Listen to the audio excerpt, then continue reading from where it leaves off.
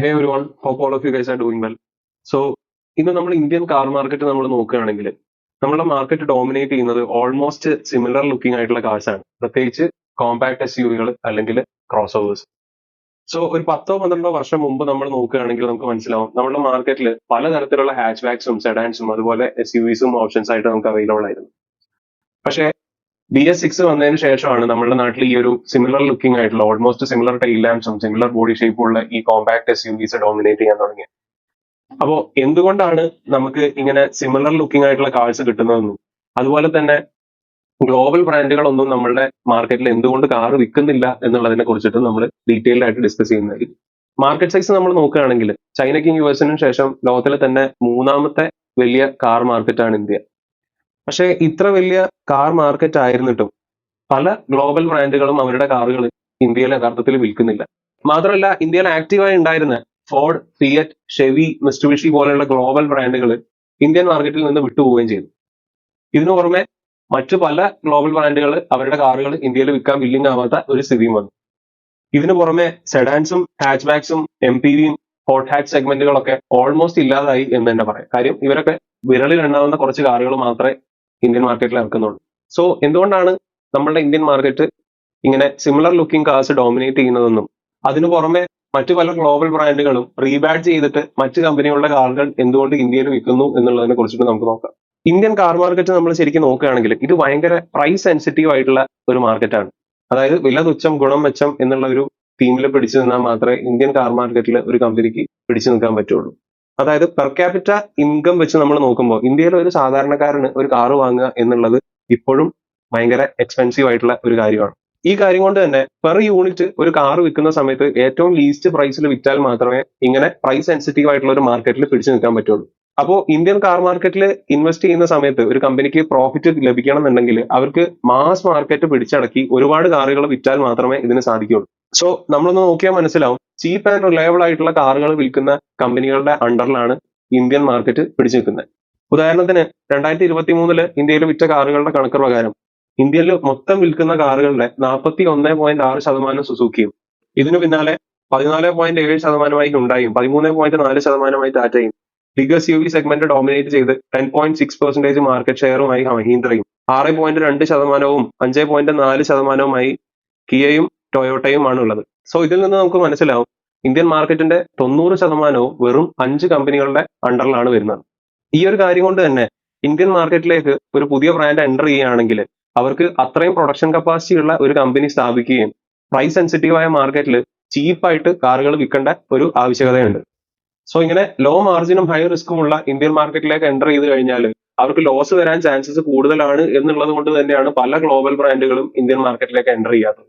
ഇതിന് പുറമെ മറ്റൊരു പ്രധാന വെല്ലുവിളിയായി വരുന്ന ഒരു കാര്യമാണ് ഇന്റർനാഷണൽ മാർക്കറ്റിലുള്ള കാറുകളുടെ റിക്വയർമെന്റും ഇന്ത്യൻ മാർക്കറ്റിൽ വരുന്ന കാറുകളുടെ റിക്വയർമെന്റും തമ്മിലുള്ള ഡിഫറൻസ്. സോ ഇന്ത്യൻ മാർക്കറ്റിൽ കാറുകൾ ഇറക്കുന്നതിന് പല റെസ്ട്രിക്ഷൻസ് ഉണ്ട് ടാക്സ് ബേസ്ഡ് ആയിട്ടുള്ള ഒരു സിസ്റ്റത്തിൽ. ഇതിനൊക്കെ പ്രധാന വെല്ലുവിളിയായി വന്നതാണ് 2012 ഇന്ത്യയിൽ കൊണ്ടുവന്ന സബ് 4 മീറ്റർ റൂൾ. നമുക്ക് എല്ലാവർക്കും അറിയാവുന്നതാണ്, ഇന്ത്യയിൽ 4 മീറ്ററിൽ കൂടുതലുള്ള വാഹനങ്ങൾക്ക് 20% മുകളിലേക്കാണ് ടാക്സ് വരുന്നത്. പക്ഷെ 4 മീറ്ററിന് താഴെയുള്ള വാഹനങ്ങൾക്ക് 8% മാത്രമാണ് ഇത് വരുന്നത്. അതുപോലെ തന്നെ 1200cc മുകളിലേക്കുള്ള പെട്രോൾ എഞ്ചിൻസിനും 1500cc മുകളിലേക്കുള്ള ഡീസൽ എഞ്ചിൻസിനും ഈ ഒരു ടാക്സിംഗ് സിസ്റ്റം ബാധകമാണ്. ഈ ഒരു കാരണം കൊണ്ട് തന്നെ എഞ്ചിൻ ഓപ്ഷൻസും നമുക്ക് വളരെ ലിമിറ്റഡ് ആയിട്ട് ഇന്ത്യൻ മാർക്കറ്റിൽ അവൈലബിൾ ആയിട്ടുള്ളൂ. നമ്മളുടെ ഇന്ത്യൻ മാർക്കറ്റിൽ ഉണ്ടായിരുന്ന ബിഗ് സൈസ്ഡ് സെഡാൻസും SUVസും ഒക്കെ എണ്ണത്തിൽ വളരെ കുറഞ്ഞു തുടങ്ങിയത് ഈ ഒരു സബ് 4 മീറ്റർ റൂൾ കൊണ്ട് തന്നെയാണ്. ഇത് നമുക്കൊന്ന് നമ്മുടെ മാർക്കറ്റിൽ 2012 ശേഷം ഇറങ്ങിയ സെഡാൻസ് നോക്കിയാൽ കറക്റ്റ് മനസ്സിലാവും. 2012 ശേഷം ഇറങ്ങിയ സ്വിഫ്റ്റ്, എക്സെന്റ്, അമേസ്, ടിഗോർ പോലെയുള്ള കാറുകൾ നമുക്ക് നോക്കിയാൽ മനസ്സിലാവും വളരെ ചെറിയ ഡിക്കി ആയിട്ട് ബാക്കിൽ അടി കൊണ്ട പോലത്തെ ഈ ഒരു സെഡാൻസ് ഇറങ്ങാൻ തുടങ്ങിയത് 2012 ശേഷമാണ്. ഇന്റർനാഷണൽ മാർക്കറ്റിലൊക്കെ ഇറങ്ങുന്ന മിക്ക സെഡാൻസിനും ഈ ഒരു 4 മീറ്റർ റൂളിന്റെ ഉള്ളിൽ ഉൾപ്പെടുത്താൻ പറ്റാത്തത് കൊണ്ട് തന്നെ എന്തായി, ഈ കാറുകളിലൊക്കെ ഇന്ത്യയിൽ വിൽക്കുന്നതിന് അവർ ഒരുപാട് ഡിഫിക്കൽട്ടി ഫേസ് ചെയ്യുന്നു. സോ അവർക്ക് ഈ കാറുകളിലൊക്കെ ഒരുപാട് R&D ഒക്കെ ചെയ്തിട്ട് അതിനെ ചെറുതാക്കിയിട്ട് ഇന്ത്യൻ കാർ മാർക്കറ്റിൽ കൊണ്ടുവന്നു കഴിഞ്ഞാൽ ഓൾറെഡി എസ്റ്റാബ്ലിഷ്ഡ് ആയിട്ടുള്ള ഈ 5 6 ബ്രാൻഡുകളായി കോമ്പീറ്റ് ചെയ്യുകയും വേണം. മാത്രമല്ല ഒരു ചെറിയ മാർജിൻ മാത്രം കിട്ടിയിട്ട് അവർക്ക് ഇന്ത്യൻ കാർ മാർക്കറ്റിൽ സക്സസ് ആവുകയും വേണം. ഇതുകൊണ്ട് തന്നെ അവരാരും ഇന്ത്യൻ കാർ മാർക്കറ്റിലേക്ക് വരാൻ ആഗ്രഹിക്കുന്നില്ല എന്നതാണ് സത്യം. അപ്പൊ നമുക്ക് എങ്ങനെയാണ് ഈ ഒരു റൂൾ വന്നതിന് ശേഷം കോമ്പാക്ട് SUVകൾ നമ്മുടെ നാട്ടിൽ കോമൺ ആയത് എന്ന് നമുക്ക് നോക്കാം. 2012 ഈ ഒരു റൂൾ വന്നതിന്റെ തൊട്ടടുത്ത വർഷം, അതായത് 2013 ഡസ്റ്റർ ഇന്ത്യയിൽ ലോഞ്ച് ആവുന്നത്. ഡസ്റ്റർ ഈ പറഞ്ഞ പോലെ ഈ ഒരു കാറ്റഗറിയിൽ പെട്ട ഒരു വെഹിക്കിൾ ആയിരുന്നു. അതായത് 4 മീറ്ററിൽ താഴെയുള്ള കാണാൻ കമ്പാരിറ്റീവ്ലി ഒരു ബിഗർ ലുക്കിംഗ് ആയിട്ടുള്ള ഒരു കാറായിരുന്നു ഡസ്റ്റർ. അപ്പൊ ഡസ്റ്റർ ഇറങ്ങിയ ഉടനെ തന്നെ ഇത് പെട്ടെന്ന് വൈറലാവുകയും മിക്കവർക്കും ഇത് കാണുന്ന സമയത്ത് തന്നെ ഇതൊരു ബിഗർ കാറാണ്, ഇതൊരു വലിയ കോസ്റ്റ്ലി ആയിട്ടുള്ള കാറാണെന്നുള്ള ഒരു ഫീൽ വരികയും ചെയ്തു. പക്ഷെ അന്ന് അണ്ടർ 10 ലാക്സിലാണ് ഡസ്റ്റർ ഇറങ്ങിയിരുന്നത്. ഇതുകൊണ്ട് തന്നെ ഡസ്റ്ററിന് ഒരുപാട് ആവശ്യക്കാർ ഇന്ത്യൻ മാർക്കറ്റിൽ വരികയും ചെയ്തു.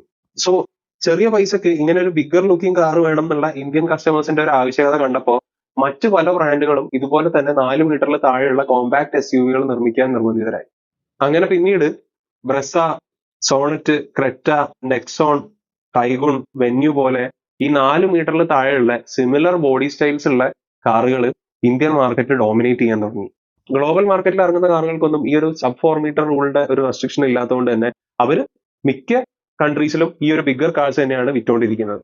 ഇതിനു പുറമെ നമ്മുടെ നാട്ടിൽ എസ്റ്റാബ്ലിഷ്ഡ് ആയിരുന്ന ഫോർഡ്, ഫിയറ്റ്, ഷെവി പോലെയുള്ള കമ്പനികളെ ഇന്ത്യയിൽ നിന്ന് കെട്ടുകെട്ടിച്ച മറ്റൊരു റൂളാണ് BS6 എമിഷൻ നോംസ്. നമുക്കറിയാവുന്നതാണ്, ഒരു കാറിന്റെ എഞ്ചിൻ ഡെവലപ്പ് ചെയ്യുക എന്ന് പറയുന്നത് ഒരുപാട് കോസ്റ്റ്ലി ആയിട്ടുള്ള ഒരു പ്രൊസീജിയറാണ്.